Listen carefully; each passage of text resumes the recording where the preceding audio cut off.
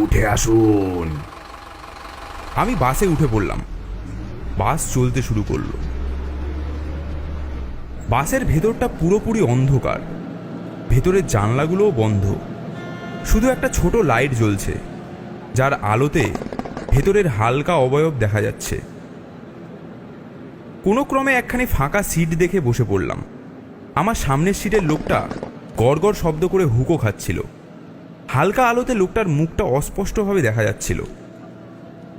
আমাকে দেখে একটু বিস্ময়ভাবে তাকিয়ে সে বলল, কি দাদা, নতুন নাকি? মানে? মানে বলছি যে আমাদের দলে নতুন এলেন নাকি? মুখ দেখে তো নতুনই মনে হচ্ছে। আপনি কি বলছেন? কিছুই বুঝতে পারছি না। হয় হয়, প্রথম প্রথম ওই রকমই একটু মনে হয়। তা কিসে টপকালেন মশাই? কলেরা নাকি জ্বর? কি সব আবল তাবল বলছেন মশাই? এই কালিয়া, কই গেলি রে? তামাকটা ভালো করে শ্বাস দেখিনি বাবা। সামনে অন্ধকারের মধ্যে আরো একটা লোকের অবয়ব দেখতে পেলাম। লোকটা মাটিতে বসে তামাক সাজতে থাকলো। লোকটার শরীর দেখে শিউরে উঠলাম। মনে হচ্ছে এ যেন কোনো মানুষ না, আস্ত কঙ্কাল। লিকলিকে শরীরের হাড়গুলো যেন গোনা যায়। হ্যাঁ, দে দে বাবা। বাহ বাহ। লোকটা হুকোতে একটা টান দিয়ে বলল, কি যেন বলছিলাম? হ্যাঁ, আমি তোমাকে দেখেই বুঝে গেছি তুমি গ্রামের লোকের মতো কলেরা, কুষ্ঠ এসব রোগে মরনি। তুমি হলে গিয়ে সাহেবি গোছের মানুষ।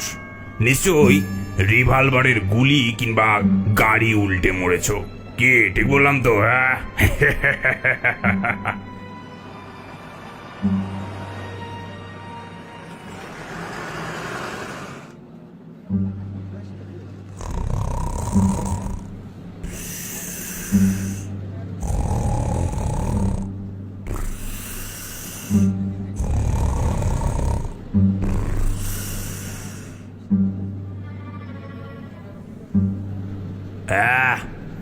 এই বেটার ল্যাংচার নাক ডাকার শব্দে একটু শান্তিতে বসে কথা বলার উপায় নেই?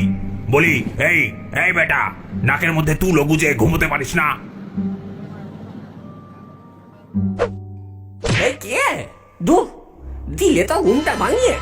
স্বপ্নে একটা মানুষের ঘাড়টা মোটকে সবাই খেতে যাব, এমন সময় আমার স্বপ্নের 12টা বাজিয়ে দিলে।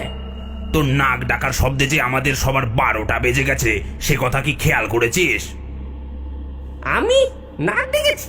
হ্যাঁ, কথা না বাড়িয়ে হুকোটা সেজে দে। তা হ্যাঁ মশাই, তা আপনার মনে পড়লো কি করে মরেছেন? আরে মশাই, আশ্চর্য! আমি সজ্ঞানে জীবিত অবস্থা আপনার সামনে দাঁড়িয়ে আছি। এই রাত্রে কার সাথে কথা বলছো ষষ্ঠীদা? এই যে দেখ না, এই ভূতটা কিছুতেই মনে করতে পারছে না যে ও কিভাবে মরেছে। এ যে একেবারে তাজা ভূত গো, নেহাত মন্দ নয়। তোর খালি খাই খাই খাই। চুপ কর।